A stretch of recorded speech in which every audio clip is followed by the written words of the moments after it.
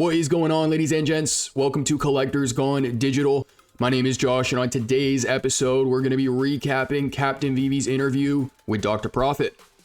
Now, I want to start the video off by giving a couple shoutouts, and the first one is to Felix from the VeVe German community. This man went above and beyond to put together some notes for today's video. I did get a little lost with some of the translations, but just to give you guys an idea, I'm going to throw the email on screen. Like, this guy he rewatched the entire interview and put together the notes. So I ask if you guys comment on today's episode. Don't thank me for it. It's got nothing to do with me. This is all Felix, so thank him for it.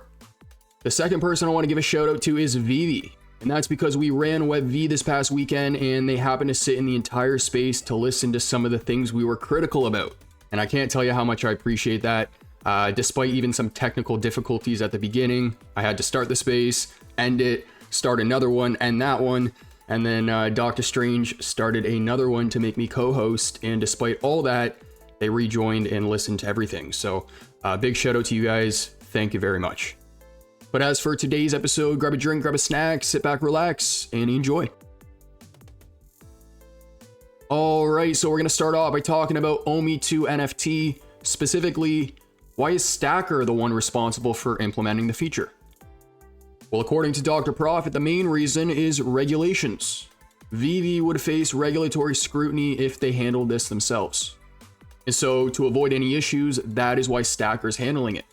Because according to him, a third party makes it easier and faster. Now, in terms of what the actual regulatory reasons are, 𝗕𝗏𝗺 does actually address them. So we will cover more about this later on in the episode. Stay tuned. So what exactly is Stackr and what do they aim to do? The platform up until this point has provided just a lot of analytics behind collectibles and transactions happening on VeVe. 𝗕𝗏𝗺 says they're focused on offering a Web 2-like experience for us. He also says that Stackr is going to cover all of the ETH gas fees associated with transactions made on the platform. And this is really cool because what he's talking about here is reducing barriers to entry. For anyone who's bought an NFT on OpenSea, you know that when you go to buy that NFT, you need another token to cover the gas fees. Whether it's Ethereum, Matic, whatever it is, 𝗕𝗏𝗺 understands the importance of taking that obstacle out of the way. Now, Stackr uses Privy as their security provider, who we have dived deeper into in our original video about Stackr, but users will have the opportunity to download a private key for backup, aka you will have access to your own keys and a self-custody Ethereum wallet. Now, Stackr is also aiming for one-click bridging from layer 1 to layer 2, and this would be another example of a way they're trying to simplify the overall process. MetaMask is also a possibility in the future. According to 𝗕𝗏𝗺, he says it could be a potential wallet. And as for the regulatory issues we are talking about on the first slide, Stackr's built their own decentralized Web3 protocol. And these issues come into play when someone is selling financial products. So in this case, the users of Stackr trigger the transaction, and therefore there is no selling of financial products. From my understanding, if VeVe were to offer this feature on their own platform, that's where they do sell financial products and I assume would become liable. So in Stackr, there's a smart contract that facilitates the transaction. There's a self-custodial wallet. It's decentralized, and Stackr has no custody of the assets. So 𝗕𝗏𝗺 understands that self-custody is going to be important in the future, but he also mentioned how it's possible with the NFTs themselves, but of course didn't mention anything further than that. So in conclusion, Stackr is aiming for self-custody on a Web 2-like application that is comfortable for the masses. Now, in terms of transactions, this is how it's all going to work. So it starts off by Stackr proofing VeVe that the user triggers the transaction. Now, a proof, or cryptographic proofs, are methods used to verify the authenticity or ownership of a digital asset.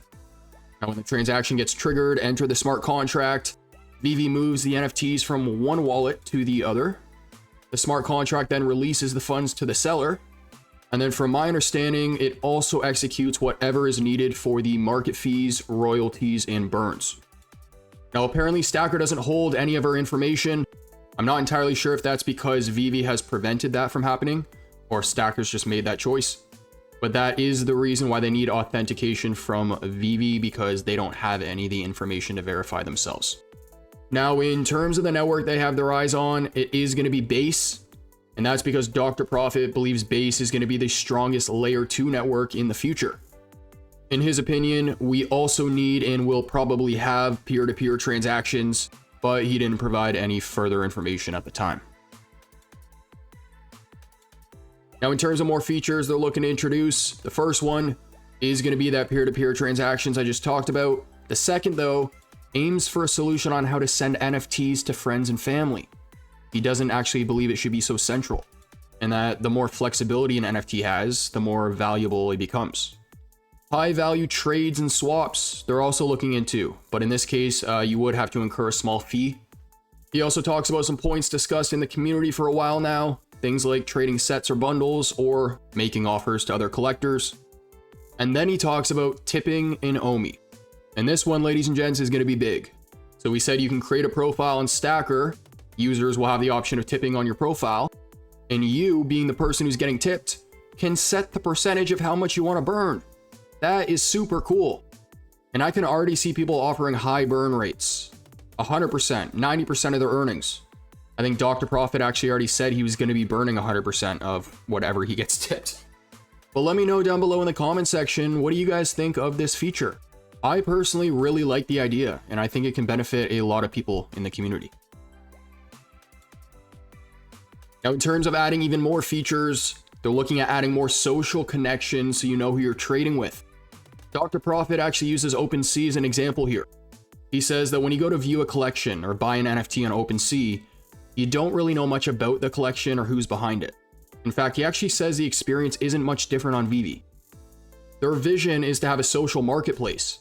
So they plan on introducing a stream that showcases different VeVe content, AR content, top performing content in the community. Landing pages was another one. So having a dedicated landing page for each collectible to showcase more content and information about each one. Shared AR experiences. This was an interesting one. He talked about how you can pretty much use different devices in the same room, but see what other people are doing on their devices through your own. So for example, placing collectibles in AR together, but on multiple phones. Now this reminded me of a video from the CEO of 𝗕𝗏, who was in a Zoom interview with 4 or 5 other people. And throughout the entirety of this interview, he's sitting in this virtual environment that no one in the Zoom call realizes until he actually points it out. High quality lighting. You have great effects, particle effects, great animation, skinned and rigged types of animations, lots of interactivity. The metaverse becomes alive. And so we are building the set of creator tools to allow creators to do that. And so that's been the focus. And even behind me right now, as you see, I'm actually in the metaverse. And so you're in the metaverse. If I move Wait, around, I thought that was just your Zoom background. Out the window here, there's some trees here. Oh, wait a second. Now, when it comes to burning of the OMI token, 𝗕𝗏 estimates $100,000 USD in a bear market, but he does believe that there are going to be more burn mechanisms that will eventually be larger than the marketplace burns. So that's interesting. In terms of the marketplace burns, 𝗕𝗏 actually believes that in a very strong bull market, OMI burns could reach upwards of 40 million USD, and that suggests like 2 billion in revenue. So I'm going to use that phrase now. Make of that what you will. He also talks about gaming, and he mentions how it would be great if licensors allow AI enhancing of their NFTs, building things like little mini games. He also said it'd be cool if licensors let the NFTs be used in different games, and hell to the yes on that. 𝗕𝗏 uses Fortnite as an example here. He says he plays the game with his son. He's collected all the Marvel and DC skins, but he actually stopped doing that when he realized that he doesn't own them. He would if they're NFTs. Now, we've mentioned the name 𝗕𝗏 a lot in today's episode. He is the one behind Stackr, and for those who don't know him, he is one of the largest collectors on VeVe. He actually used to be the largest. And he has a very, very successful background in finance, from what I'm told. So he's experienced with financial regulations and development. And for anyone who's seen his posts online, you know he's big into AR. Now that his platform is responsible for the OMI to NFT feature, it's clear he's having an impact on the VeVe ecosystem. He also has the resources to do it. He has like 500 partner statues. It's insane. Probably more than that now, but. And according to a certain individual who used to work on the team, 𝗕𝗏𝗺 apparently has the strongest vision for the token. So I don't really know if that is true or not, but I gotta say, I don't think I'd be surprised if that was true. So I am happy to see he's getting more involved. Ladies and gents, that concludes today's episode. I hope you enjoyed. That was a complete recap of Captain VeVe's interview with 𝗕𝗏𝗺. And again, huge shout out to Felix for putting together some of those notes. This video would not have been the same, so I appreciate you, man. And as for our next episode, guys, we're going to talk a little bit more about the VeVeverse. So make sure to stay tuned. But if you guys enjoy the content, make sure to like and subscribe. Comment down below what you want to see in a future episode. And as for our next, I will catch you then.